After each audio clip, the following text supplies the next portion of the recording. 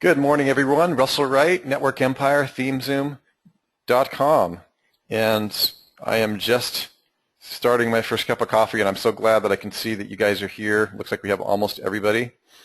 Matt Cruz is also here all the way from South Africa, working his butt off this week. You guys have really been doing a lot of stuff. We had a technical issue with Kraken and the last keyword tool with some major updates with our APIs. And so Matt has had to work around that. So I appreciate all of your patience. That's highly irregular. And he's been drilling your keyword framework since quite early this morning. And again, thank you so much for your patience. This webinar is about the site framework setup.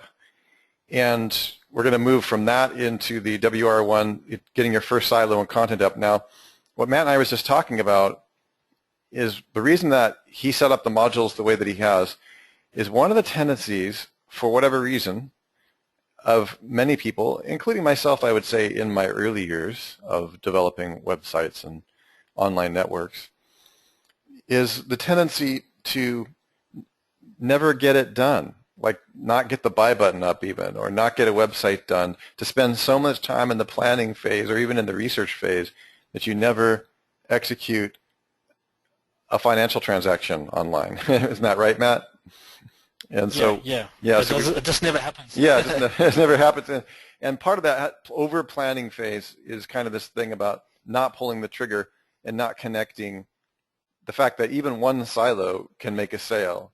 Even one silo can get ranked. In fact, Matt and I have made money just on a primary landing page of a site being up and running. So that's really how we've designed the courses, is we want to make sure that you get her up there. What's the guy from the Southern comedian, the cable guy in the United States? Get her done, right? That's really what we're saying, is like, get her up there. Let me just make sure we have everybody here before Matt jumps in. Looks like we have. I'm going to be answering any questions you guys might have today. And I'm not, let me see if I get all the attendees here. Give me a 1 if you're able to hear everything that we're saying, just so that we know that you're out there. Hi, Mitch. Eleanor, good to see you again. Bob, Brian. Looks like we have a few other people that joined us this week. If you have not, we also have people from previous boot camps. I would definitely consider the stuff that Matt takes us through to be a boot camp. He can be a bit of a slave driver sometimes because he's really good at what he does, and he really, really wants you guys to be successful. I also wanted to thank all of you guys who have been from previous boot camps. There are a couple of you here. And for those of you who are new, just a reminder, this is a unique, we're calling this a perpetual mastermind and training course. What that means is that you will always have access. I've been told by my team I really need to upplay this fact, because we had people that didn't know.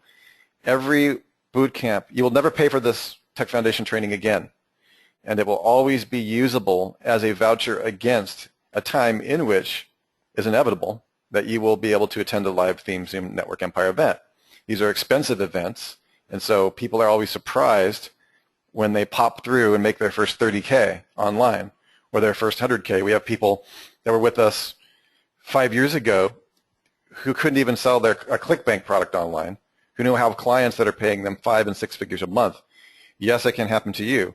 And of course, they attend our live certification events, and there's tears and laughter and happiness. Anyway, you get what we're saying. So, it sounds like a lifestyle marketing pitch, but you guys, it's for real. Like, we really do teach people how to do this stuff. So I wanted you guys to be aware that this is a perpetual mastermind. We're using that new phrase. Probably other people will knock that off at some point because it's a great idea. Just means that you have access to everything that we do in this training course as it evolves, as our software evolves, and whatever you have access to in terms of the training and the boot camp. We consider that a mastermind because it's always growing and evolving as Google changes, as HTML5 hits the market, the semantic web begins to take over. Matt and myself are working with Kevin and Sue and everyone else to update all the material across multiple technology fields and industries. You see what we're doing, we're surrounding the camp, so to speak, and you guys get the benefit of that without having to paying over and over again. It's such an amazing thing that I don't know why I didn't really highlight that in the marketing material. It was because I was just too busy trying to offer you the value. So that's there. Okay, it looks like everybody started to settle in a little bit, Matt. It looks like we have almost everybody here. There will be a replay. First thing I do after Matt gets off the line is I pull down the recording, and I have to go through a pretty heavy-duty process of conversion. These are very large files. And then that goes up into your webinar archives area. How many of you are aware that there's a webinar archives area and you know where it is? You know how to navigate to that.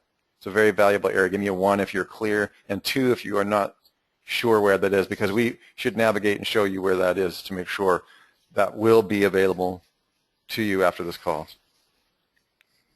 Okay, it looks like a couple people don't know where can you just navigate to there it is. So you go, Brian, you go into the Tech Foundation area, and if you don't know where that is, go ahead and hit me on Skype. The bottom, Matt has created a webinar archive area, and that webinar archive area takes about 24 hours for it to get up there once the webinar is done, like so this will be tomorrow morning. It'll be under the week that we're discussing, which is week 4, okay? And that archive will be placed right there. You can click and watch it. It'll be dated to the recent date. Okay, with no further ado, I'm going to get out of the way, and Matt's going to jump right in. I'm going to back him up on any questions, and let me know on the question dashboard here. I will be answering and passing anything on to Matt that you need to know. Thank you. Okay, cool. Thank you very much, Russell. Morning, everybody. I'm glad to see you, and afternoon for the folks who are on the other side of the world like myself, or it's evening here. Can you guys give me a 1 if you can hear me clearly? Just want to make sure my voice is clear and loud enough. Okay, awesome. Okay, so what we're going to do today, guys, is we're going to basically walk through site framework setup, weeks 3 to 5, and then we're going to cover week 4, which we're in now, creating the first WRON Silas site and the content. Okay. The reason why I'm covering these 2 topics today is firstly to explain how the whole WRON framework works, and then secondly to show you basically, if you're not seeing DWS, how it works, what certain things mean, and how quickly you can actually build your sites out. Okay, so like Russell said, the whole point of this course is to get you guys out of the starting blocks. And when you run a race, you don't, when the gun fires, you go. You don't stay behind and watch everybody else run off. And that's typically what happens to most folk in various ways. Either the keywords blow their minds and they can't get past keyword research and they drill and drill forever looking for that perfect keyword that's going to make them $1 trillion, or they build massive websites that are like 4, 5, 6, 7,000 pages in size, which are huge. And those are 2 things you don't really want to do. The reason for this is the sooner you get your website live, the sooner the pages get indexed, the sooner your web analytics start giving you feedback, and then the sooner from webmaster tools you can actually start seeing where the search volume actually is on the keywords that you're actually targeting for the locale that you got your site ranked in. Can you guys give me a 1 if you understand what I've just said there and you're clear on what I'm saying? Okay, awesome. Right, so I'm going to jump right across. Basically, this section of the site here in the course material where we've got site framework setup, weeks 3 to 5, what this section shows you is a few examples of the components that we use. So in the WR1 framework, in the setup, what we've done is we've defined things as components. So we have the framework, and within the framework we have components. And the components can be plugged in and they can get pulled out. And the key thing that you need to think about and really levitate to is only build what you need. Okay, don't build things to be fancy, just build basic structures, because the lighter your site is, the more benefit you have. You have benefits on Max CDN, your sites load faster, your MySQL database doesn't get bogged down by all the blog plugins that you'd actually stick into your site if you don't need them. And then number 3 is there's less chance of being hacked. Okay, so every time you add additional plugins to your site, if they are not written properly and there's exploits within them, you literally can get hacked within 30 seconds if the people are aware of the exploit and you've left certain footprints lying around. So in a certification event, in a live event, I showed the folks how easy it is to actually just break into a website if people leave certain things lying around. So this is why we've designed the framework. Okay, so I'm going to hop across to the top level overview of the framework. so we can quickly have a look at that.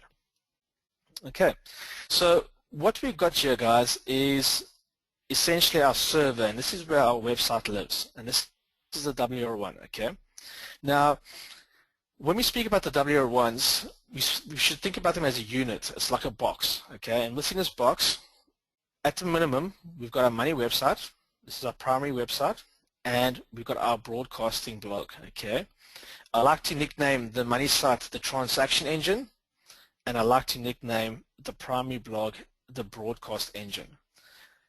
The purpose of the money site is to transact, is to close the deals, is to create the sales, is to actually sign people up into the memberships. The purpose of the blog is to broadcast, is to push all your messages downstream so that the traffic flows back upstream toward your money site. Okay. Now, within each of these blogs that we're setting up here in WordPress, there are required components that you should be considering. So one would be your payment gateway. How are you going to transact? What is connected to your bank account? Okay, so it could be PayPal, it could be 2CO. There's multiple gateways that you can use. Okay, you want to make sure that your payment gateway is connected to your bank account so that the money can flow from the web into your bank account. If you're building lists, you'll need an autoresponder. So you need to plug an autoresponder into your WordPress money site and into your blog. I reckon that's a required component. The better your list is, the more you can sell to them. Okay. We've then got analytics. This is our feedback loop. This gives us the stats that we need to see where our sales funnels are working, where traffic's coming from, what sites are referring traffic to us, how our social campaigns are going. So analytics is a required component within the framework. Then we've got default plugins. Now, the reason why we call this component default plugins is it's the plugins that manage your analytics. It's the plugins that manage your security to stop people breaking in and hacking your site. It's the plugins that manage your media. And it's the plugins that manage your membership area if you actually got one. It's the plugins that manage your backups. Okay. The next component to think about is your backups. I use Managed WP as a solution. It's something that I like. I know Russell uses different types. But you definitely want to have backups made, and we're going to speak about this shortly, of your build when you first build it out, and there's specific reasons for this. So this is why backups become really important. Then CDNs. Today in the chat group, people are asking questions about Max CDN. Russell, should I release that little secret that we discovered, or are we going to keep Yeah, it no, wraps? these guys are awesome, and I kind of alluded to that in the,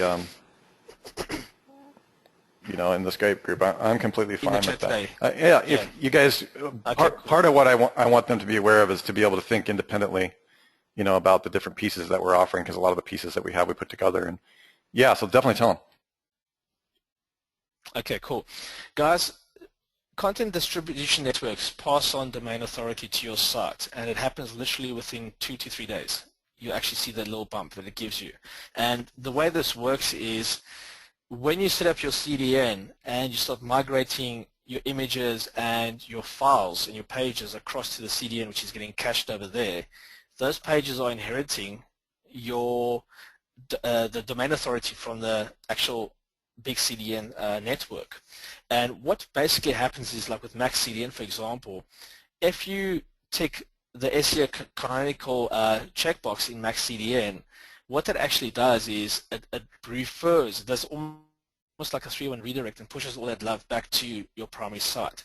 So just by setting up a content distribution network, one, you inherit up to like 6 points of the CDN.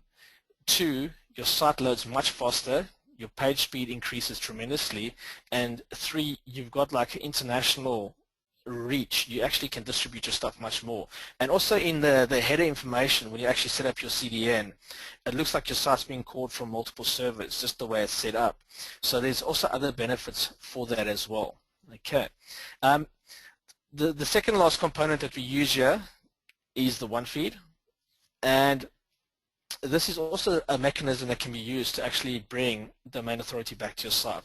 And Social Explosion sort of works in the same type of way, where it's also pushing domain authority back to you as it broadcasts out, and all those links flow back into your site. You're inheriting and collating all these little bits and pieces of domain love. Okay, and then semantic web tagging. This is a really important component, especially if you have a business. It's your own business, your own products, and you're selling your own solutions. The impact of registering yourself on the semantic web is huge when you look at it from what it does to your rankings and how it actually builds trust in your website, if it is your own business. If you're doing affiliate type websites, you need not even use this component. The semantic web is more for what is mine, okay? It's got to be real. It's got to be about your business and who you are, and it's got to do with building up the trust. And this is something I want to show you guys. So I'm busy building a case study report. I've been tracking Sassy over the last, since April, I've been tracking her, and we've been implementing certain things, and you can actually see how each component has impacted the rankings in a positive way as we've actually implemented them in this specific case study I've been doing with Sassy. So I want to show you some of that a bit later on. Okay, so guys, can you give me a 1 if you actually understand how this is all brought together for the WO1 framework, just so I can move on from this? Are you guys clear on this, or do you have any questions you'd like to ask me at this point? Okay, cool. Everyone's clear. So just to make this schema here that I've drawn out for you guys very simple, when we start thinking about a website as an object, and this object has multiple properties to make it work, then it becomes much simpler to actually design your site structure out. Because when we spoke in week 1 and week 2 and week 3, we spoke about our numbers, how many sales must we have per day to meet our financial goal. Then we spoke about the pains of the market. What is the pain? What are the questions? What does the market want? Who are our market personalities? In week 3, we did the market analysis. These are all the keyword drills I've done for you guys. This is where we get to see where the interest lies in the market, what words are used in what conversations, and we can see how strong or how weak that actual market is from a competitive point of view. Okay, so when we build our sites out using the framework, it then becomes much easier to quickly execute and put these sites out. Now, what we're going to look at next is just the primary money site. Can you guys read this when it comes up on your screen, or must I make it a bit bigger? Can you just give me 1 if you can see it?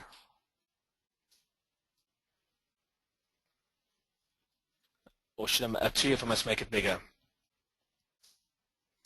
Actually, you know what? I want to throw the URL into the copy thing. You can actually open up on your local machine. That'll make it even better for you guys. If you look in your chat window, you'll see the link to this chart. I saw a little question pop up there from Dan, and Dan's basically asking, are you setting up the blog and the money site on different domains? Dan, we typically set the money site up on the top level domain in a www, okay, and then we're doing the blog in a subdomain. And the reason why we split the 2 sites is if one gets penalized, if your top level domain gets penalized, that flows all the way down. But if your blog, for example, on a subdomain gets hacked or gets penalized, it doesn't impact the rest of the website. If everything's in one folder in subdirectories, then everything gets compromised and impacted if you're hacked. Or if you are passed on a penalty, then everything is actually affected. So just for good practice, it's good to split up your WordPress installation for your blog on a subdomain, and then your primary WordPress install for your primary money site, you put it on a in the www folder. Are you guys clear on that? Can you give me 1 if you guys will understand that and the reasons why we do that? As 1 is for security, and 2 is for any penalties we may incur in the future if we do something wrong. And also, this applies to everything else that you're doing. I realize that there are some of you in this course who have not taken domain authority stacking, Jimmy and Sue's course. Everything is related that we're doing, so this applies to the whole network build at u-everywhere.com. You know, we're talking about building networks. So just remember that the way that we think in terms of SEO and stuff that you'll learn in your more advanced courses like Tech Foundation 2, which is coming out this month actually, these are all things that you need to know about how to protect your primary money site. What Matt's trying to show you is that you want to protect lower the risk and hedge against the risk of everything from hacking to negative SEO to backlink spam to your own, server errors from your money site. In fact, I even go so far as to keep my money site on one server and my blog on another. Now, I'm not expecting you guys to go that far. Oh, Mitch just asked that question. Shared or dedicated servers? Yeah. Mitch, I use dedicated everything. So does Matt, pretty much. But that's a little bit much to require all of you.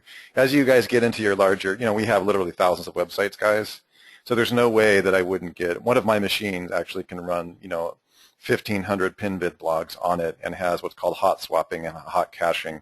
So the machine never goes down. It's less than 2 minutes downtime per year. So it really depends. These are things as you guys begin to scale and get good at what you do. I want you to start having that vision now, because you may not be able to afford that now, but at least you know what's possible and you know what's going. Because if you're receiving 1 million visitors per day to a website, right, you have to think really carefully about what it is that you're doing, and that will happen to you guys. Go ahead, Matt. Yeah, especially if you're getting that amount of traffic to your site, the resources that get eaten up and the bandwidth that gets used, if you don't even, a simple mistake like not optimizing images or a simple like your bandwidth exactly that you have exactly. And you guys, let me by like 30 or 40%. Yeah, no, it can. And you guys, here's the thing. I'm going to do a true confession since we're on an intimate webinar here. We've got thousands of sites, but I've got a server that went down, and because on one of the servers I put the blog on the same site, I was so grateful because this is a WR2. Give me a 1 if you know what a WR2 web ring is, what we're talking about when Matt and I talk about the secondary web ring. You guys are familiar with u-everywhere.com, right? Just these little maps that we have, okay. Well, I have a dedicated server for about 30 of, on the WR2, 30 of the PinVid sites, right? And some of our other servers are solid-state hard drives, and this is where you get into really technical, geeky stuff, and you guys will learn all this. Well, I was smart enough to put the PinVids only on one server, but there was one money site on that server that was migrating. So the entire server went down yesterday. This is a true story. I'm dealing with it right now on the other computer, and my team is dealing with that. It's been down for about 8 hours, okay, and that's about, I don't know, $200 a day, okay, on one of those sites. It's down, and we couldn't figure out why it was down, and it's down because the actual hardware failed, and we didn't have hot swapping and everything. It was it was an experimental or it was a beta test for from the new PinVid theme that we have coming out, right? And what's crazy is that because that one site is on there as in a migration, the money site went down with it. I know what I'm doing, and it was a temporary migration process, and I got hit. You see what I mean? So this is what Matt, and it's only been 8 hours and we're up in another hour, but the point that I want you guys to be aware of is the reason there's a method to the madness here, what Matt's talking about. Separate out, if you can, in fact, you just must, separate out your IP addresses for your blog and your main site if you can. Now, if they're all both on the same IP, it's not the end of the world. Separate out your risk, and more importantly, separate out the subdomains so that you don't get hit with negative SEO. And on the subdomains, you're hedging against your root domain. Does everybody make sense? Yeah. Okay. Good. Yeah. And yeah, Mitch. No, carry on, Russ. Oh, I was just saying, Mitch. There are some thoughts. You're asking some questions that are a little bit more advanced. I don't expect everybody on this call to be like having a dedicated server for their money site, especially if remember Matt's talking about IT debt. Does everybody remember IT debt? You're not going to be able to afford a $500 a month server for one website, right? So you have all these financial, you have all these financial concerns. And Mitch has asked, if you are splitting your money and your blog on 2 different servers, you have to use 2 different domains. Okay. Yes and no. It depends on how you actually want to do that. But definitely speaking of separate domains, if you want 2 separate IP addresses, you can put them on one server. And Mitch, can you talk privately about the server stuff? I don't want to confuse people. All right, but generally speaking, yes. But the subdomain, there is a way actually using VPN. But with the subdomain, you can still have it on the primary server. But the subdomain hedge on the same server. Let's keep servers separate from the inbound links and negative SEO. There has been 2 instances where Jimmy has been helping somebody whose subdomains have been negatively SEO'd. And what's really cool, you guys, is the primary domain was not hit at all. Does everybody understand that? That's the key thing that Matt wants to talk about here. Give me a 1 if you understand that your subdomains are not going to penalize. If they're penalized or negative SEO'd, your primary domain is not. Everybody got that? Yeah. Okay. If the attack comes from the bottom, you're fine. If it comes from the top, then you got problems. That's a simple way to think about it. So if it hits you at the top of your domain, at the root of the domain, that's when it impacts the whole server or the whole actual domain. Then you've been hit hard. But if they're just hitting one subdomain, that's fine. You can just swap that out and move things around and shuffle things. We cover that out in the Penguin course where we talk about the penalties on that. Jimmy and Sue explain how to sort all that out if it does happen to you guys. Okay, so this is why we've designed the framework, because what we're trying to build, guys, is a scalable enterprise. We want to start from the ground. There's one thing I wanted to say toward Mitch there. Mitch, depending on who you're dealing with, if you're building websites for other people, if they can't have it, then you can use share hosting, but as soon as your traffic starts getting to a point where they actually are making money and they can afford to migrate to even a VPN, I would typically try and start the guys on a VPN, but if they are really flat or you don't have the money, you can start on shared hosting, but migrate from the shared hosting as fast as possible to a VPN. The hosting companies will be able to help you do that migration. But if it was me, I would start with a VPN. You can get them as much as $30 a month, and that's like the second best thing to a dedicated server. Obviously, with a dedicated server, you've got control of the whole box. You've not got a virtual space on a box with many other people. Okay, so Brett's asking you, aren't you focusing on ranking the top domain, not the blog? So it isn't more likely to have a negative SEO campaign targeting the top of the domain. Brett, both, you want to rank both. You want to rank your blog and you want to rank your primary website, okay? All we're doing is we're just hedging the bets. We're splitting up the stuff. If the primary domain gets hit on the www, we can always move that www to another subdomain. We can call it something else. And there are ways to work around it. But you don't want to have your blog, and what we're saying is you don't keep everything in one, don't keep all your eggs in one basket. If you keep all your eggs in one basket, it's going to be very happy for someone who sees that to be malicious. They can break in and they can actually take over the whole server if they wanted to, if you kept everything together. I don't want to scare you guys on that and get you all freaked about negative SEO. I just want to make you guys aware that this does happen, especially in competitive markets where there's a lot of dogfights. Then the boys pull out all the dirty tricks, and you just got to be prepared for it and know that your setup is more secure. Yeah, and okay. Brett, basically that's the kind of stuff that we talk about in traffichospital.com and domain authority stacking. And the answer to that question is it depends. Okay, so yeah, Matt, we'll just move on out of that. We want you to understand that the things we're teaching you now in this course expand out into however you scale with our organization in terms of teaching, because we can take you all the way to building large-scale networks with large-scale outsourcing teams and literally $1 million traffic networks. So we just want you to understand the basic foundations now, so that when you get to the point where you're making $3,000 a day on leads on a couple of WR1s or money sites, that you kind of know how you built your structure, preparing you for that now, getting you excited about that now. So you understand there's a method to our madness, and we're not just slapping maps on pages and talking out our butts. You guys understand what I mean? Okay, cool. Yeah, the reason why we got this framework, guys, and why we got the component for backups is because when we set up the infrastructure, when we look at what we're going to be doing in the site framework shortly, what you're going to notice is that we actually set up the primary site with the theme, we add our plugins, we actually get it all configured and set up how we want it. Then we back up that whole WordPress installation with those installs. We've not put no content, we've not put any silo structure, we've not imported anything in. We've only done plugins, and we've only done the WordPress and the theme we want to use. What we're going to do then is we're going to back it up, make a virtual backup of that virgin website that's pure, clean. The database is squeaky clean. There's no nonsense inside there. And then what we'll do is we'll clone that, and we'll actually execute and build out the WordPress blog. Okay, so this first time you set this up, it might take you up to 3 or 4 or a whole day to get it all configured and exactly how you want it. When you do the clone, it takes literally 1 minute to clone it. Okay, now the reason why we back this up over here is when we build our future sites and we want to use that theme, then all we do is we go to our library, our backup library, we call our backup and we execute it. So the initial IT debt that you're investing into setting up the framework first for that particular theme might be a day's worth of work.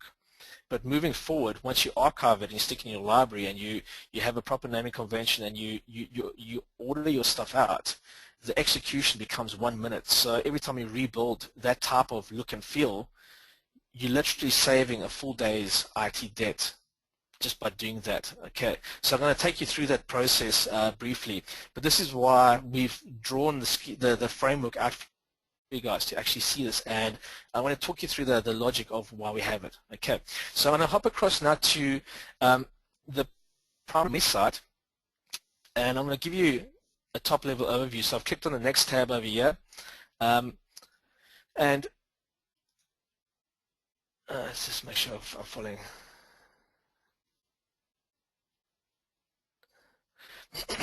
Right, so here's our WordPress stuff. So basically the process that we go through when we set this up is we'll go to cPanel, Softalicious, Scripts, WordPress.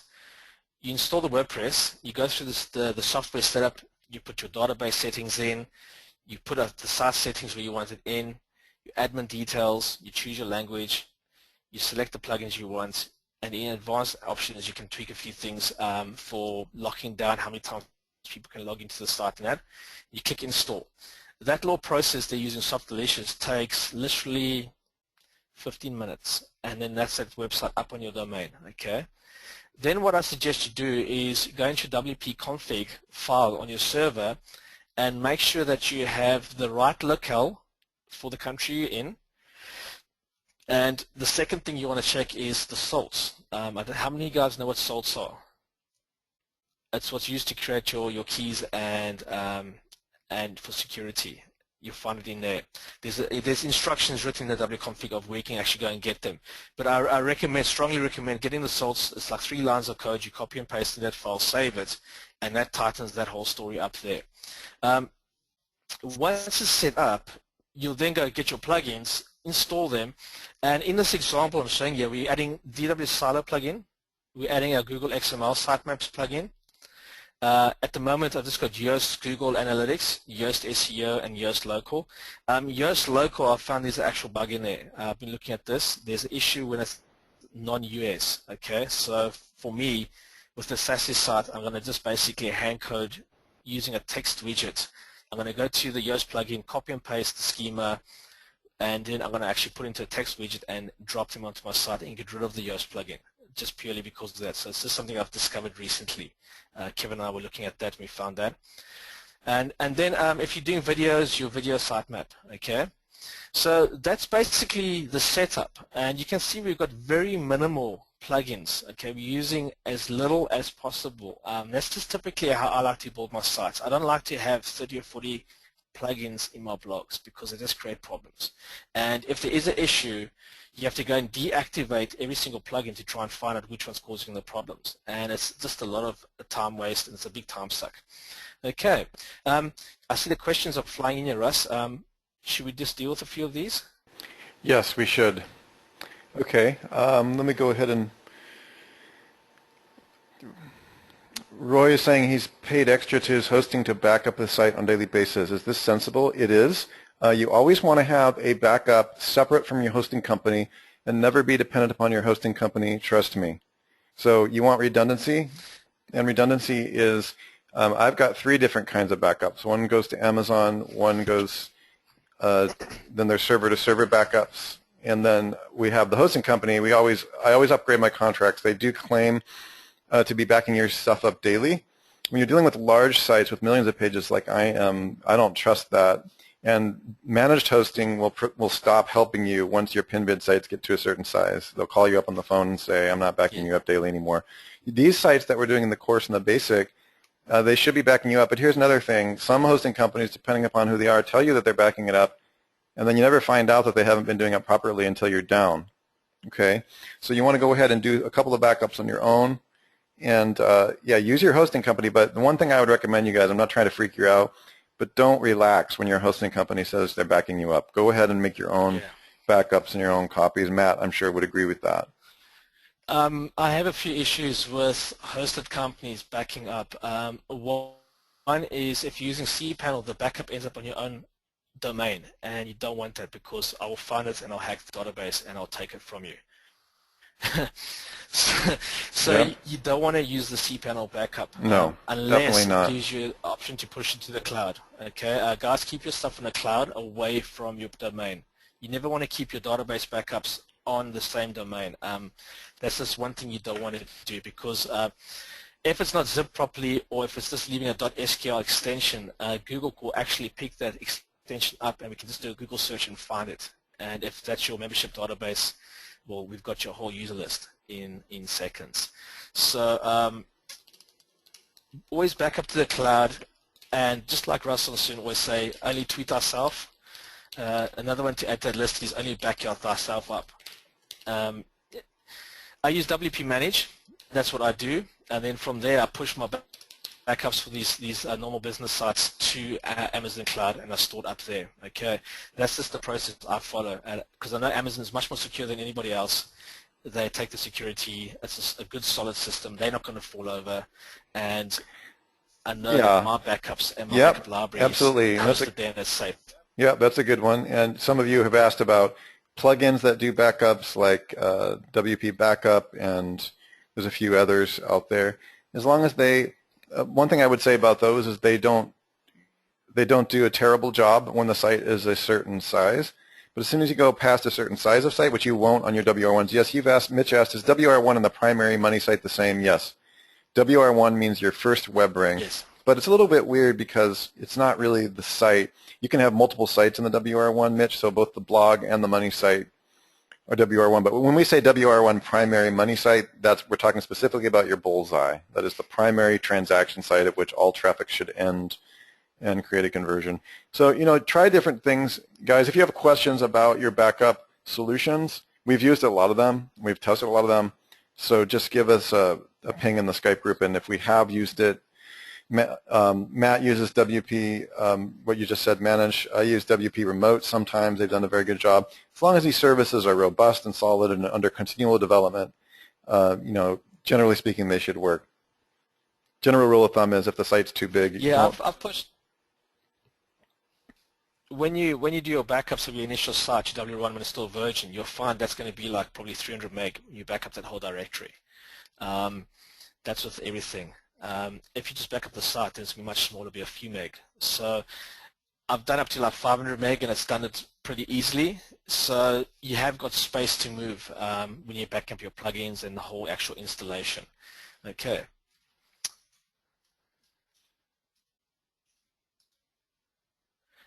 Could you put a link to the page on the screen in here, please? Dan, I don't understand that question. Which link are you referring to? Yeah. Okay. Yeah, Roy, with your backups, just double check. And what I'll do is, could you give me a one if you actually have a sandbox where you can play in with your sites, or two if you don't know what a sandbox is? Okay. Essentially, a sandbox is just a testing server where you go and you upload and test things and pull them down and check out plugins and do upgrades on WordPress before you actually roll it out to your live sites. That's what we call a sandbox. It doesn't matter if that breaks. The whole point of it is to see if something breaks before you actually execute it on a live property. I would suggest getting a domain that you use as your sandbox. I've got a VPS that I use just specifically for that, where I do all my testing. And when you do your backups, go to your sandbox and then pull that backup back down and then try restore it. If it restores successfully, then you've got a successful backup. If it fails, then there's been a problem. So you want to always test your backups every now and then. Okay. I still don't understand what they're asking for. Are they talking about somebody's asking for recommended plugins? Mitch is basically asking if I'm talking about Dan. Build this stuff offline. No, I'm talking about Dan. I don't understand what he's asking for. We're not recommending any particular backup plugins.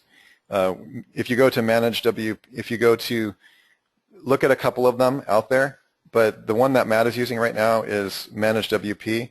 That's probably the one that has the most continual development. I'll go ahead and drop Managed WP link into the group chat. Just know that when you sign up for that, if you decide to use that, they provide you the plugin within the membership area. Okay, Dan?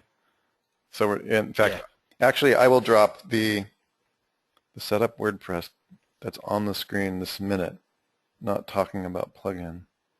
Oh, okay. He wants you to drop the page that you're on. Oh, right. I'm just on the second tab, and the link was the first link I dropped in the chat area. If you look in the chat area, you'll see it. I'll do it again, yeah. Oh, okay, there it is, yeah. Are you guys able to see, Matt, are you sending that to the whole group, or are you sending it? The entire audience. Yeah, so can you guys see, you got it, Dan? No, that's okay. I just wanted to make sure that I knew what you were asking. He's got it. Okay, everybody's got that. Not a problem, Dan. Yeah, it is a link. Roy, that'll be in WP. Yeah, Roy's asked you, where does the 3 lines of code go in the extra security? Roy, if you look at your WP config file, you'll just see it's called salts, S-A-L-T-S, salts, and there's a URL that you copy and paste into the browser. That'll then come back and it'll give you these 3 lines. It's like a 32-character string. And you copy that and you just paste it over there into that WP config, save it, and then upload it back to your server. That's what you got to do.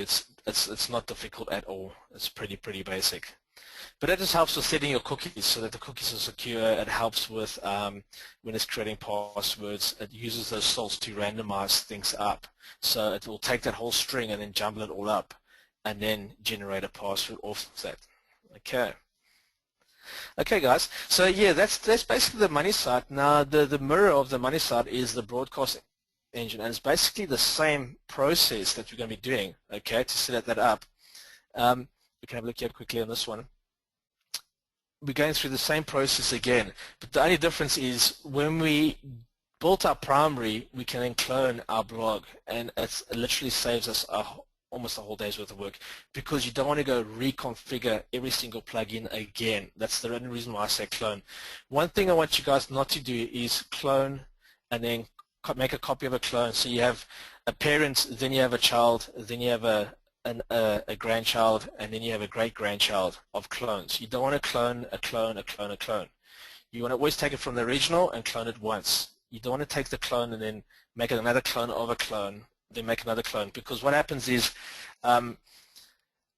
every time you clone a cloned installation, you pick up all the extra bits and pieces that have gone into that clone if people have been fiddling on it. So always only go 1 generation from the original. Don't go 3rd, 4th, 5th, 6th generations, because what it does, it creates a lot of problems, and your blog starts acting a bit weird because you're bringing things in the background that you're not actually aware of, and they do impact your site.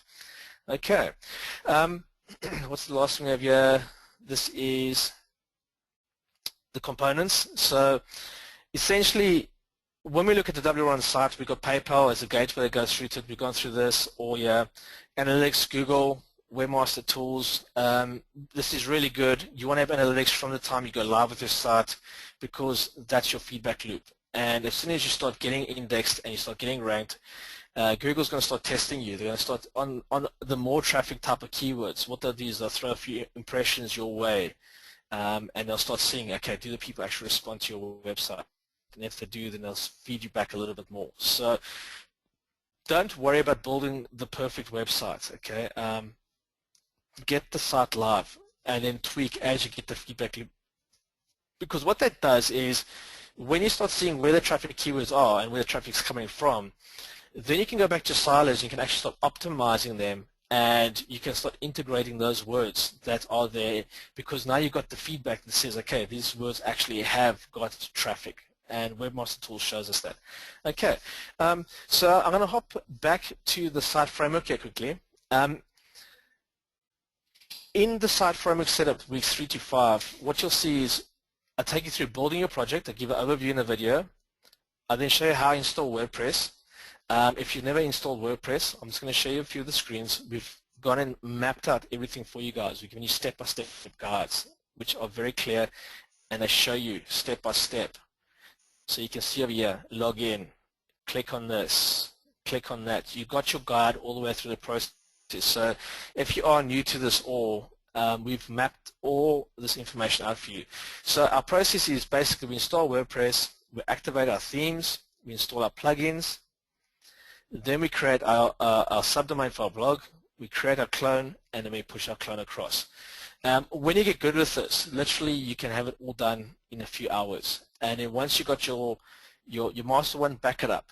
Really start creating a library with specific themes, with specific configs and plugins, and have a little text file that sits with it that reminds you what have you got installed on that actual backup. Because then when you're building our sites rapidly, and when we come to DWS and any silo builder, what we can do is we can map out our blueprint, go to our library, grab the theme we want, take this theme, install it, literally in 2-3 minutes we'll have that whole blog up, pull the XML, push the XML into the DWS silo builder plugin, bang, the whole silo gets built up, or if we're doing a pinvids, we just pull the whole XML in, we push it through the plugins, and that whole site gets built really rapidly. That means you can literally have a silo structured site up in 30 minutes. I've done a few videos where I've built sites in like 5-10 minutes, really, really fast.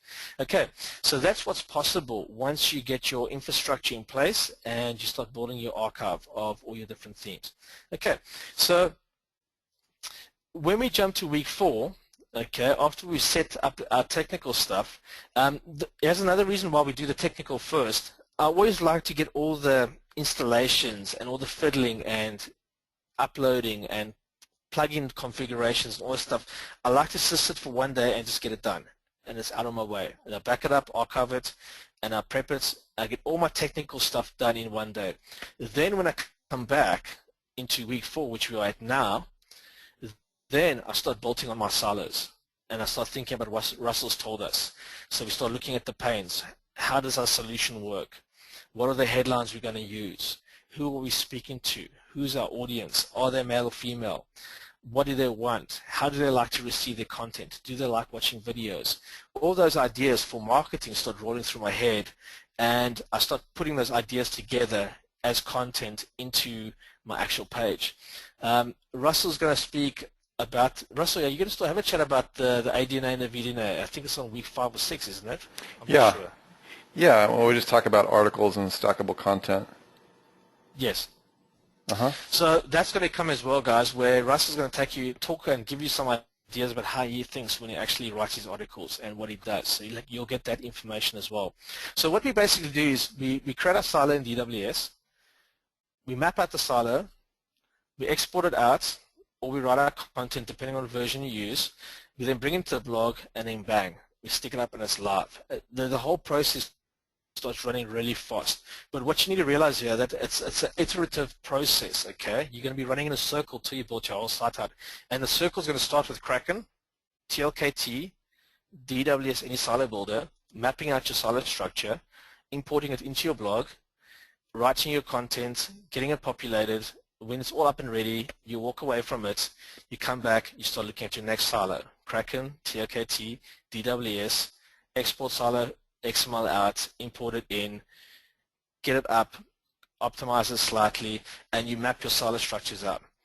Okay, so by the time you finished your 3rd silo for this course, you would have had at least a week of indexing happening on your site just with that first silo. So you see the Google bots will be there really, really fast. As soon as you actually get your site up, you'll see them sniffing around. And what you're going to see is, depending if you follow what Russell says, you're going to start jumping into positions under page 5. You'll be in positions 50 and under, or 100 and under. The silo structure gets you into the index really high, really fast, and they start climbing really quickly. Okay. I see some more questions coming in here. If you were to repurpose an existing domain, I already covered that. Oh, you got the one. Let's leave that off of the public. I mean, it's a great question. I just don't want to. It's too many open loops. Well, Mitch, it's not part of this course. It's really part of Traffic Hospital. Yeah. So Mitch is asking, when you buy a domain that's been squatted, or you guys are using a new domain, is there a way to check out? Is it safe? It's really, you're under the same rules there, Mitch, as you are in some ways as, PBN, buying private blog network blogs. And you always want to check your domains out. And We use domain authority and other backlink checking services, and I consider it advanced techniques. We don't cover it in this course. Matt knows a lot about it, but we've intentionally left that stuff out of here because we're trying to get you guys up and running. But do a general backlink check, and if you want to know more about that, check out Traffic Hospital and maybe talk about it in the Skype group. We can give you some free tips as well. Okay, cool. So guys, there's a lot of videos where I talk through all this, showing you what I'm doing. So I'm going to hop across to DWS quickly, and I just want to explain a few concepts on the screen. Can you guys give me a 1 if you've used DWS, or 2 if you've actually never used it, just so I can get a feel of where we're at here? Okay, 2, 2, 1. Okay, so the most of you guys have not used this. Okay, so basically what we've done, we're going to be rewriting this in the next few months. We're rebuilding DWS to become any silo builder, and there's a lot of fancy stuff we're going to be doing for you guys when we get that released. But what DWS is an advanced silo mapping program that brings all your business metrics together with the keyword data, and it actually helps you determine where the value lies in the actual keywords we're looking at. But when you're mapping your silos out, what you're going to see here, I'll just go back to the home page. Okay, so on the home page we create our empires. Once we've created our empires, they'll appear over here. Okay, and when we click on a link, we can actually see the silo framework, the keyword DNA, team, content, exporting processes, and our promotional plans. Okay, for all you guys who've signed up and not using Pro, you get access to DWS Mini-Me. So that's the light version of DWS. So I'm going to open that up for you quickly. And this is the very easy version to use. All the more advanced, complex stuff has been pulled out. And this just helps you map out your silo really fast. And then you can actually just export it and build your blog out. Okay.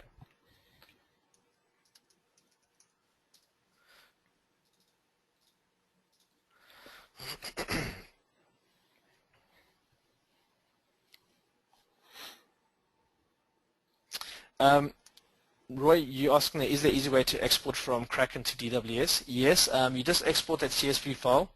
I sent you your files today, Roy, so you'll see there's a folder with all the CSV files in them.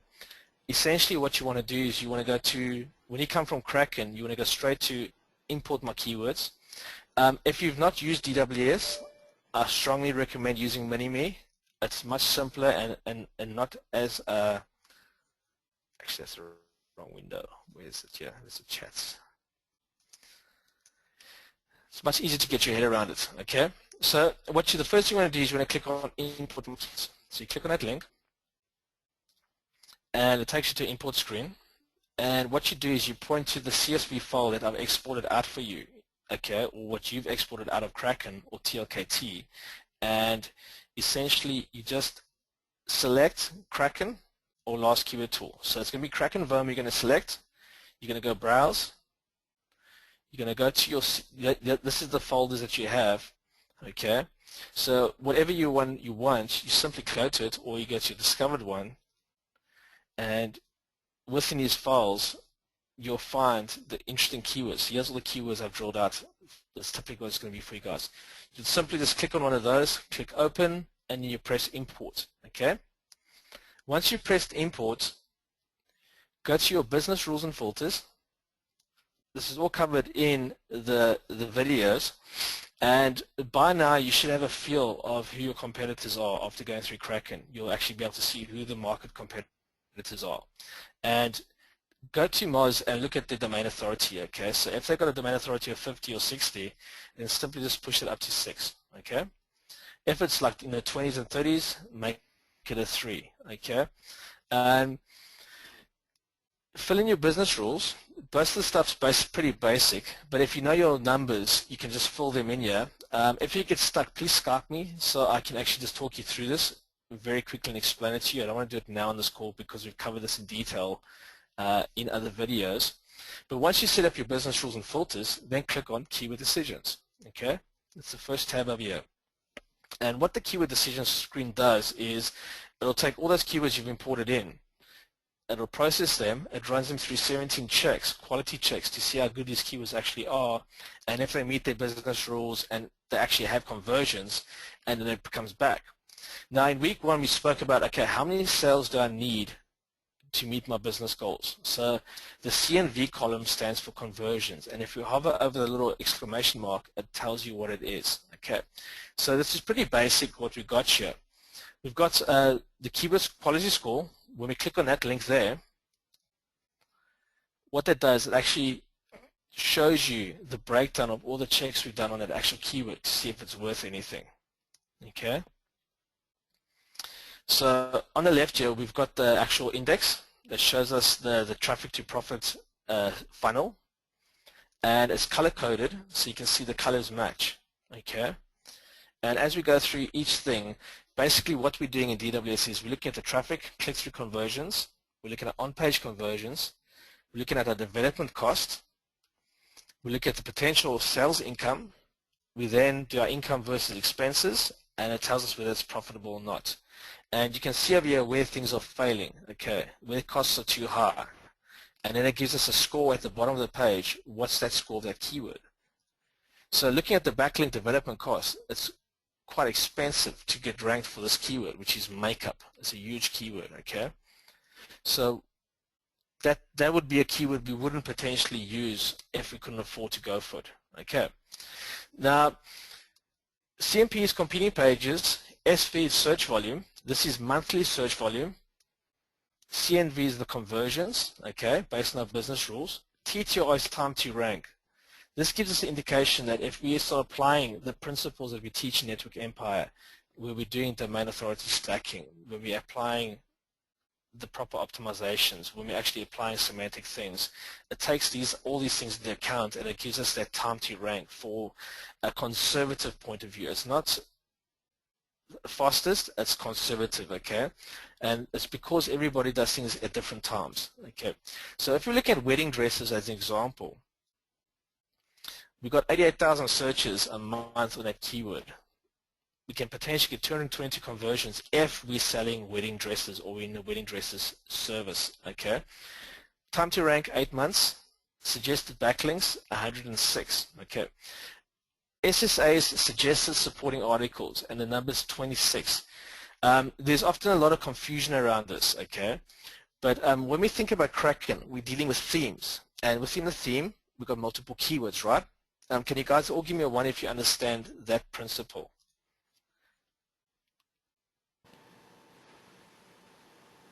Okay, cool. Now, DWS works on that same principle that Theme Zoom's Kraken's actually taught you, okay? And we're just taking to the next step, okay? Remember, we stack everything in Network Empire. Everything is stacked. All the information we gather, we're stacking, we're stacking, we're stacking. We're actually building our empire from the bottom up, brick by brick, as we go along.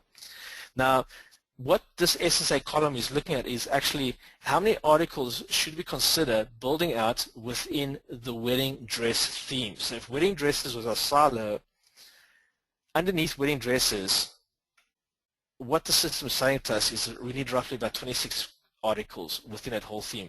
That can be made up of the silo, the categories, and the supporting articles. So what it's giving us is scope. It's showing us to compete and try and own that keyword on site, consider building around about 26 articles for that silo. And that's the entire silo theme that we're looking at. It's not for each keyword.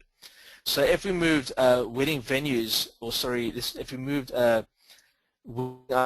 ideas under wedding dress, it doesn't mean that we have to add another 32 keywords. If we're targeting wedding dress as the keyword we want to rank for, then it's roughly that's the number we stick to. Anything else we can push underneath. As long as it falls underneath a keyword, it should be fine. Can you guys give me a 1 if that's clear and you understand what the SSA column actually means?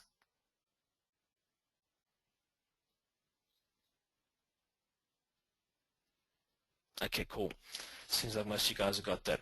Okay, the cost. What the cost is factoring here, guys, is your backlink and your content development cost. Okay, so it's 1 page plus backlinks. That's essentially how this cost is calculated out. So if we have to go and write 40 articles or develop 40 articles for makeup, it's going to cost us X amount. based on our business rules. We then take the total profit less our cost, and it shows us what's our revenue per month in direct sales, and then also it gives us indirect sales. Okay, so if we are using our list and we are getting traffic from other places, we can also see there's an increase in the actual profits that we potentially can make. So it gives us a bit of a different perspective of direct sales versus indirect sales. So if you've got a wiki leads to a transaction, that's an indirect sale. A direct sale is money sites, fill in the form, buy something, PayPal, they get it, job done. That's a direct sell. Okay, so what we do with DWS when we map our silos out is essentially we will just come along to start off and we'll click on the index page, which is here. We'll click on that, and then we can check the silos that we want to add. Once we've selected those, if you don't see in red writing over here that you selected that hair index, it won't work. You won't be able to move the keywords. It won't let you. And also at the bottom of the page, you won't see move to blueprint. Okay. So in order to move your keywords, you've got to select the parent keyword that the keywords will always fall under. Okay. Once you've done that, you can check multiple and you can move 3, 4, 5 silos at once. Now what I suggest you guys do in the beginning when you're new to this is think about one theme that you want to target and only bring in the keywords that are relevant to that theme. Design a theme, map it out. So if we're talking about wedding, I've added my 5 articles underneath wedding that I want to go for. Okay. I've moved them in. I clear out. I select all, and then I say delete all the keywords. Okay. Now because you've got the CSV file, you can pull them in and push them out. But typically, pull them in, clear them out, move the keywords you want into your blueprint, and then get rid of the other keywords that you don't want. Then import the next thing. And just go silo by silo, map them out. So in this iterative process you're going to go through, okay, as we walk around the mountain to get to the top, essentially what we're going to do is we'll start off with wedding, we'll map our silos, we'll then come to export my blueprint, okay. So the first thing you want to do is click on mark for publishing. So when you click on this,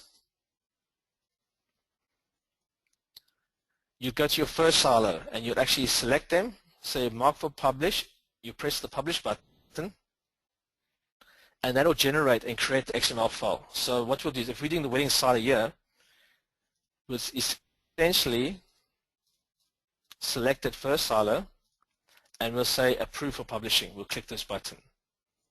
And what will happen is when we do the XML, you'll see all these little blue earths here. That shows you that's been assigned, and you can say export my blueprint, and that'll create the XML file you need to import into your website. And that's basically how simple it is. So it's import keywords, design your silo, mark for publishing, build my WordPress website. This just gives you more information and it gives you a guide just to help you along, and then export your blueprint. Once you've done that, you just hoover it right in. Okay, it's as simple as that. Can you guys give me a 1 if you're clear on what the process is to actually just map out the silo structure in DWS? Or 2 if you don't. If you're not clear on this, just ping me on Skype privately and I'll just talk you through it, just not to waste time on this call. But what I wanted to show you guys here, for the SASE website, these are the keywords we've targeted. You can see this is not a huge website. It's not hundreds of pages. I'm not focusing on every single keyword, every single long tail, every little bit of keyword that has potentially 1, 2, or 3 little bits of traffic. What I've done here is I've focused on the keywords that represent the products that the business sells. It's the products and the services. So we're focusing on bridal hair, we're focusing on professional makeup, we're focusing on wedding hair and makeup, wedding makeup and wedding hairstyles. That's what the whole wedding silo is all about. In the case study, I've done about 60% optimization on the silo structure. We've got ranked for most of these keywords, and what we're doing is Sarah's business has got weddings booked till next year, February, through phone calls and through contacts made through the website, just on a one silo here. On the hair silo, we've kept the content fairly light, but we've not optimized it. And then on the makeup silo, we've kept it really light, like maybe 100 or 200 words. And what you can clearly see in the case study is you can see that just by the way we've been writing the different types of content, you can see where these keywords have stopped moving and they start doing they do like a big W, they go up, they go down, they go up, they go down, just because we've not actually finished that. But that's fine. What I get to see from this now, I've seen that Hair Port Elizabeth is a keyword that's got like 3,000 searches a month, and that's a local keyword that I never even thought of. So that's something I'm going to actually optimize into my hair silo. Where did I get the information from? I got it from Webmaster Tools. It's the feedback that I've got. So I focused on the wedding silo first. I tweaked it out. We've got that ranked. We've been getting our leads are coming in. The leads are getting converted. We're converting it at about 60 to 70% on the people that are inquiring. And we've got business booked into the book until next year, February. Now we're focusing on hair, which has got more traffic, but there's a bit more work. So on this SASE website, this is the crazy thing about the whole thing at the moment in time. All we've done on this website is we've created our silo structures, we've done our citations where we've submitted them to the local search engines, and then we just did a semantic markup submission. That's the only things we've done. And for all our branded keywords, keywords that have SASE in them, they're all ranked. We've noticed that as soon as we did the submissions for the semantic web on SASE, essentially what happened is instead of the keywords fluctuating, going up and down and having big jumps, that submissions essentially created an upward trend and it's actually stabilized the growth. It's very, very interesting to see it. I'm going to give you guys the report soon. I'm busy cutting out all the screenshots and I'm putting all the information in order so you can actually see what happens when you do certain things on a real world business, and I think it might be really valuable for you guys. So I'm halfway through doing that report for you guys. But this will help you realize how powerful just doing the silo structure is using Kraken, DWS, TLKT, and what we're showing you over here. And then when you start doing the domain authority stacking and all these other principles we're teaching you, when you actually look at Webmaster Tools first, find out where the traffic is, your domain authority stacking becomes much, much more clearer because now you know what you're targeting. You know what keywords have traffic. And what creates conversions? It's traffic that creates conversions. Okay. So having a #1 listing for a keyword that's got no traffic is worth nothing because no transactions can happen. You might pick up maybe 10, 20 impressions a month, but it's the ones that we want that are like hair, hairstyles. Hairstyles is a popular term in our area. I was surprised when I saw the amount of traffic coming through on that one little keyword there. So when I do the domain authority stack now, I'm going to be focusing on specific keywords and I'm going to be optimizing the whole actual silo around those traffic keywords so that we can actually get ranked for those. Do you guys understand the process I'm going through here in week 4? Is this clear to you what we're actually doing, or do you want me just to just do a quick recap of the process? Give me a 1 if you want to recap, or 2 if you're clear and you understand exactly what to do for the next period. Okay, there's 1, 2. Okay, so I'm just going to talk you guys through the process again, just to make sure that everyone's got it. What you're going to get from me over the next few days is your Kraken data set. When we look at the Kraken data set, let me just pause open.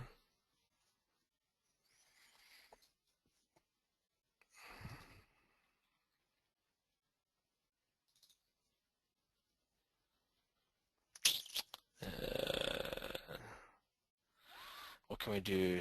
Let's just do that one there. So essentially, when you open the folder up, you'll get a folder with the primary keyword, okay? And when you gave me your 3 or 4 keywords that you're interested in, you'll find them in the roots. So this guy looked at elder care, family trusts. His primary keyword was legacy planning, and then he had wills and estates. Those were the keywords that he believed defined his industry that he wanted to enter into, okay? This is what you're going to get. In the interesting keywords folder, you'll get all the other keywords we've drilled that we discovered for you that are related to that information. And the way we got those keywords were, we looked at the top 5 TSMVs, top 5 co-occurrence, top 5 searches, and top 5 highest cost per click. Okay, and as we go through the process, we always look at the top 5 and we're actually drilling down as we do the vertical market analysis. And this gives us all these keywords. Once you get your keywords, you're going to want to go and set up your domain. If you've got a product, create your buy now page when you actually build your blog with a single page. Set up your blog, set up your plugins, back it up. Okay. When you back it up and it's finished, on your primary site, put up your first page with your buy button now. Just put it up there. Okay. In order to put up your buy button means you need to have your payment gateway set up, and you must have your payment gateway either set up to PayPal or PayPal bank account. You need to have that done. Then go and set up your autoresponder, go through the process, get all these things tweaked out, get it all prepped and ready. Once that's done, we then go to DWS, we import the keywords, we start mapping out our first silo. Now all the steps are laid out for you step by step. So there you go, preparing your bolt-on silo. Now the reason why we call them bolt-on silos is if you've got an existing site and you want to start siloing that site out, all you got to do is install the plugin, the silo builder, and import the silo. Okay. Then that's what it means. It's actually built on. You don't touch the rest of the site. You just bolt it one on the side and you start optimizing and refining it. When the silo starts taking over the rankings, it gets ranked for all the stuff that you want. You can then start pulling out all the old content on a existing site. We recommend you guys work on new sites. Okay, this makes the process less complex, less simple. More simple and quicker to get through. Okay, so you're going to map out your silo, you're going to export it out, you're going to import it into your blog, and then bang, there's the structural setup for you. You're then going to go in and you're going to actually start writing out your content, and you're going to prepare the pages. You're going to push that live, and when that's finished, you're going to make sure that you have Google Analytics installed, and you want to make sure that you have your sitemap set up, and you want to make sure that Webmaster Tools and everything's connected on your primary WR1 site. When that's done, then come back to Kraken and start looking at the next theme that you want to drill out. Okay. Once you've got everything there that you need and you've exported a few more CSV files out, you come back into Kraken, get your CSVs, go to DWS, import them in, build your next silo, export it out, push it into your blog, fill in the content, tweak it, give it a light optimization, and then walk away. Come back again and start on the next one, the third silo. That's the process I typically go through. And it doesn't matter if your pages stand for a week, 2 weeks, it's not going to do you any damage. Those pages will start climbing up the rankings. And this is another reason why we say, you guys, get your sites up as fast as possible. Because from day one that site's live, those pages, once they get indexed, will start climbing just by default. And that's purely because of the silo architecture design. They will start moving up the rankings. Okay, and depending on the competition, they'll hit a certain point where they'll start flatlining, and then you know that's when they need another little shove. Okay, so typically if you do a bit more of an optimization, you add on the Max CDN or a content delivery system, network, that gives it the next little push, and you'll find things will start moving along just as fast as well. So that's the process that you're going to go through. That's the loop you'll do until your WR1 is built. Once your WR1 is built and finished, then you're going to move to your blog. You're going to prepare your blog, and you're going to set up the one feed, and then you're going to start writing your first blog post. Okay. And that's basically how the process works. Then in your blog, you'll start doing the same process again. But instead of doing the market research and all that kind of stuff, you're going to start doing your promotions. Okay. And we'll cover that a bit later on in the course when we come to the promotion side of the blog. Okay, let's look at a few questions real quick. Would you mind addressing, if a keyword says 28 articles, do the articles have to be about the exact keyword? No, it's not about the exact keyword, Brian. What it's saying is, it's saying that theme, that conversation, the size of the conversation should be fairly large, and that typically indicates that there's more than one thing. So when we talk about wedding dresses, okay, just as an example, if we look at wedding dresses,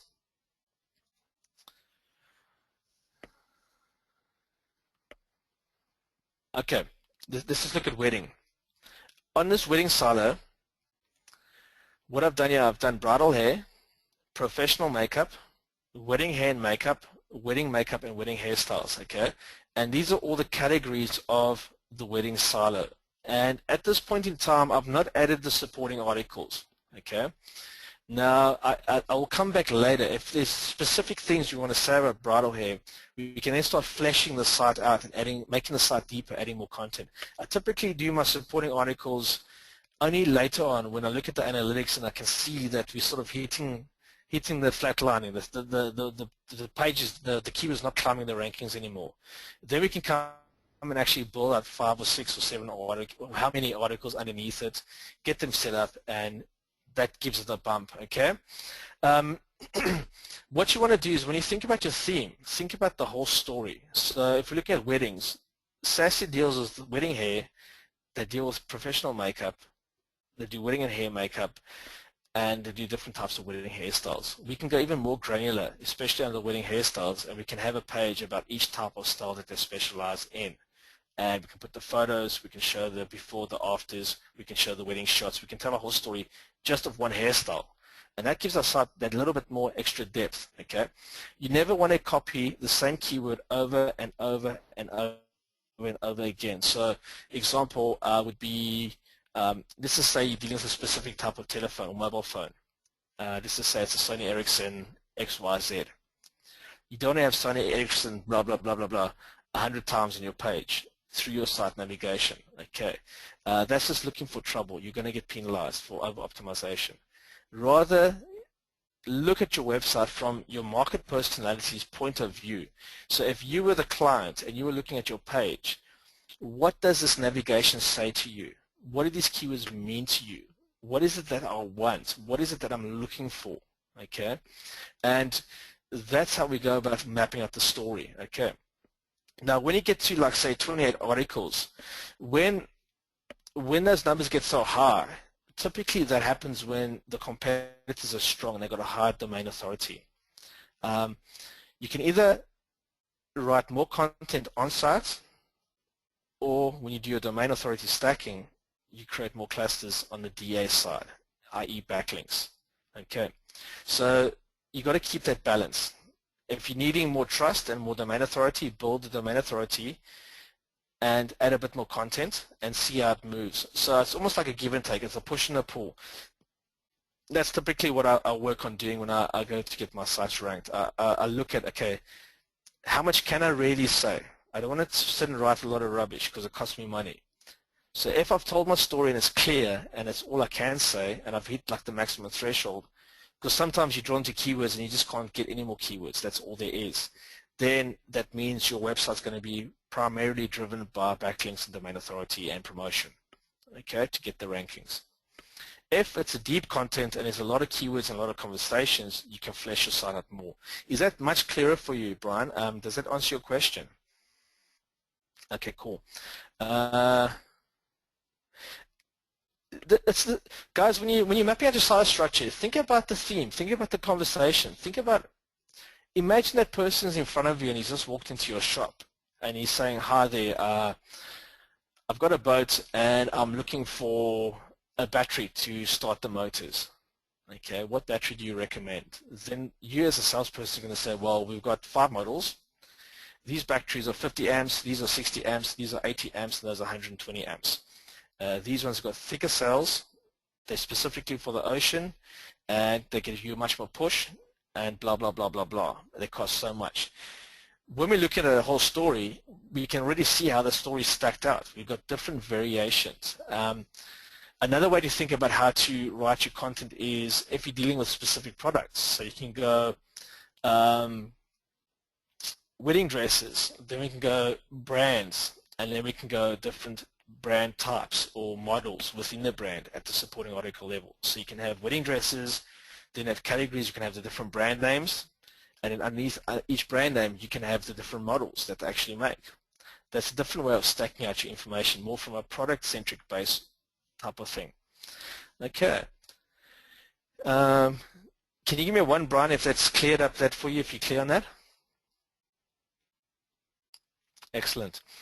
Okay.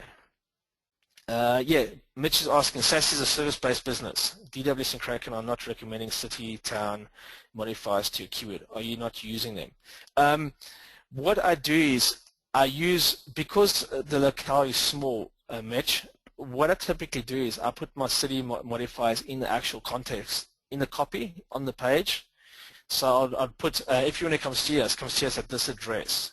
And in the semantic markup at the foot of the page, I've got the address, I've got our contact hours, I've got our contact details, I've got all that stuff marked up.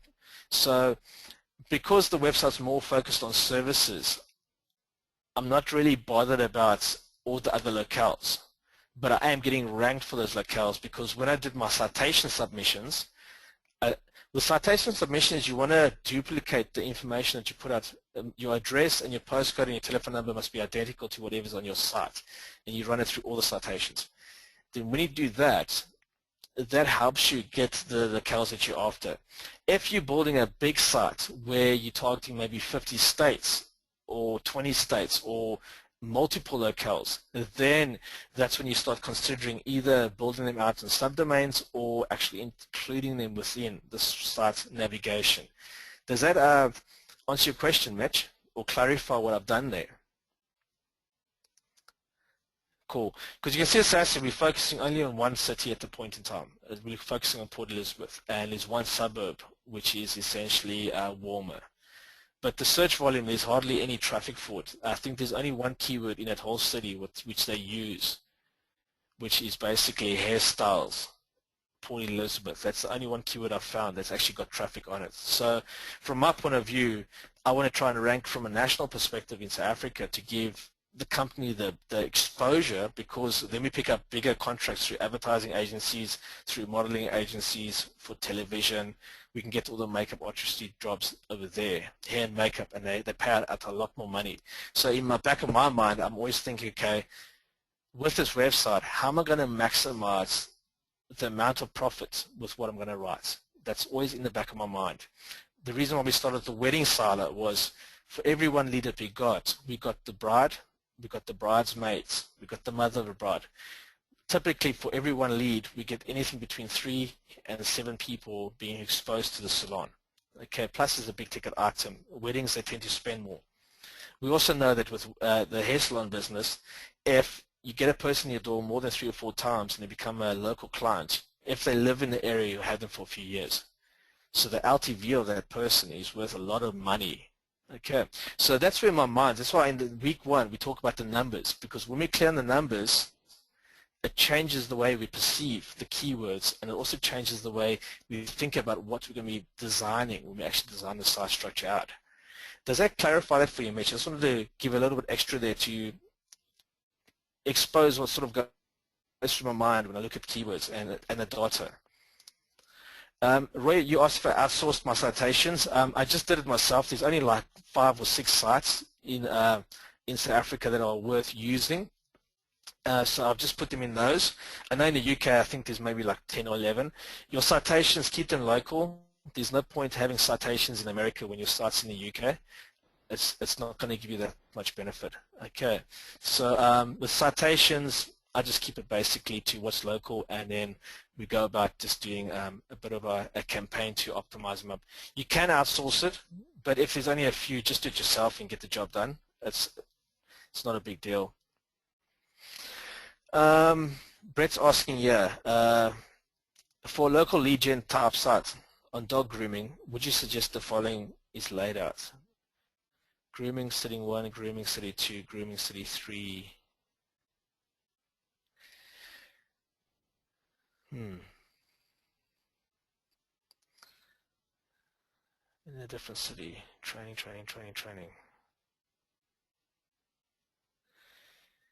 Yeah, Brett, when you start going down that path that you've mapped out on the chat there, where you've got basically domain /grooming/city, and you've got city 1, 2, 3, 4. Okay, so you've got 5 cities all under the grooming silo.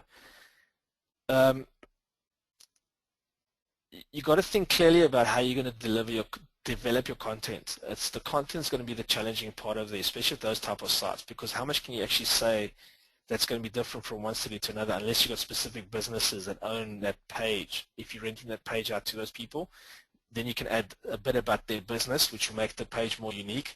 But in the beginning, the hardest thing to get around is how to create unique content that's not duplicated across the whole site.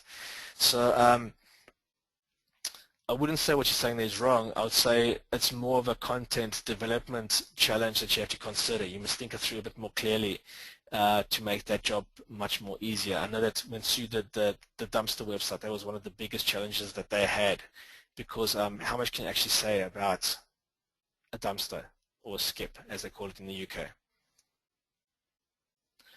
UK? With cities, I would go after the city that's got the most search volume, that's reasonable, and it's very specific to the product that I'm selling. If I've got someone who'll take those leads, I'll go for it. If you're just starting off fresh and you don't have the leads, then start looking around who can actually take these leads off your hands. It's much easier selling the leads when you actually have them than they are when you don't have them, because then you're trying to sell SEO. But when you walk in the office and you've got leads, people treat you in a different way. That's what I'd say. Albert, when you said would you go for the biggest city, it depends. It depends on how competitive it is. So you've still got to look at what you're dealing with, what you want to rank for, and then just do the numbers and see which one's going to be most profitable. If the biggest city's got a high DA of, like, say, 60 to 80, and the guys that are ranking there are heavy hitters, you're going to have probably a year, especially if it's in the high numbers, before you can even get ranked for it. So what's going to make you the best return on your investment in the shortest period of time? That's what I would sort of consider. Okay. So yeah, just to wrap this up, guys, so over the next few weeks 3, 4, and 5, what we're going to do is we're going to be setting up the blog, setting up the WR1 Money site. We're going to basically build our first silo, we're going to write our content, and we're going to get that live. That's basically what I want you guys to do over the next 2 weeks. We're going to start talking about content over the next few weeks. We're going to discuss it in a bit more detail. But in this session today, I just wanted to show you the framework. I wanted to show you how simple DWS is, the mini-me version. This is the light version of DWS. I'll stick in the chat window for you guys. I recommend using that first if you've not used it before. Okay, it's in the chat there. And then think about what it is that you want to build before you build it. Don't just map out keywords, because every keyword that you add to your framework, is it going to make you money? Is it congruent to your product? Does it provide an opportunity to present the solution? And how much is it going to cost you? Okay. Focus on what's going to make you money as you work through this process. Like, really start thinking that way. That's about it for now. I don't want to say much more. Do you guys have any questions in the last 5 minutes that you'd like me to cover?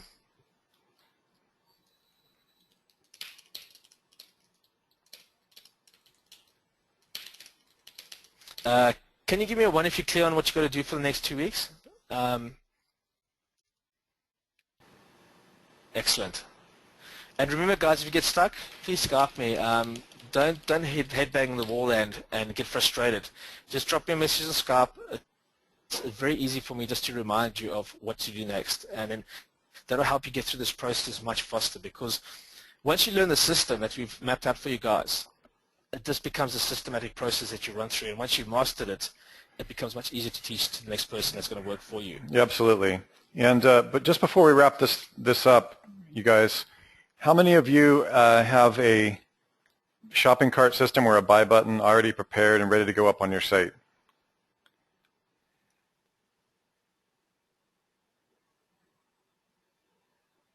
Good. Okay, some of you do, some of you don't. Interestingly enough, and Matt and I have talked about this before, there's a weird thing that happens with the brain. If you don't know where you're going, then you never get there. And there's a funny thing about having a buy button and having the ability to sell something and create a transaction online. That's fine. Albert says that he has a PayPal link. That'll work. Anything. It's just like get her up there. In fact, at ThemeZoom live certification event, sometimes I'm surprised.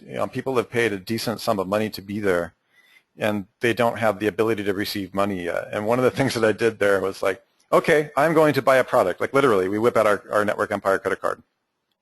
I'm going to buy a product right now. Whoever happens to be able to make that transaction. And you guys would be really surprised how many people can't receive money from me right there on the spot online. And so that's one of the things that we're trying to get you to do is be able to make, yeah, literally, I would have bought whatever product. I don't care, even if I don't need it. I would have bought it, literally, just to prove a point. Brett will take my money. Good for you, Brett. Good. So that's where I'm trying to get you guys at. It's so important to me that you have the ability to take the transaction. And I don't know why, when Matt and I started doing this, it snaps people out of the complacency, like theoretical. Like, we want you guys to have all these things. We want you to think clearly about it. We want you to have awesome sites and clear stacking and excellent shingling with your SEO keywords and amazing LSI clustering and awesome domain authority stacking and subdomains through NetDNA and all the complicated stuff. But you know what? You got to be able to make a transaction quickly, because that's what's going to pay for all this stuff, isn't it? Yep. So get yourself set up so that Matt and I can. No, we're not really going to buy. We don't buy your product on Tech Foundation, but you get my point, right? You understand where I'm coming from, right? Everybody give me a giant, fat, juicy 1 if you understand what I'm actually saying here. It's a little bit of a coachy thing that I'm doing here. I know you guys get that, but it's important because it was kind of startling the first time Matt and I discovered in one of our coaching courses that only 1 person out of 13 had a buy button. And if you're dealing with clients, it's the same thing. Make sure your client has their transaction ready stuff. All right. And with that, this I don't see any more questions really coming down the pike. We're in the Skype group. We're here to help you. I can see that Mitch was already over in the traffic hospital room asking the question that he asked me in here. Sneaky devil. Okay, so our point is that we want you guys to be successful and get it rolling. If you have any questions, put that in there. This webinar will be uploaded by either tonight or tomorrow morning. Anything else, Matt, you want to add this before I close this down? No. This is basically the starting. This is where the rubber hits the road, guys. This is where we can start building and bringing your whole idea to reality. Yeah, exactly. So this is where the road reaches up and smacks you. Okay, so we will see you guys on the next webinar, and I will have this for you as quickly as possible, and you're all awesome, and to your success, that's what we're here for. You want to see this happen. We are here to help you build your empire. Russell Wright, Matt DeCruz, we look forward to seeing you on the inside. Cheers, guys. Thanks a lot for your time, man. And remember, just ping me on Skype if you get stuck. I'm here to help.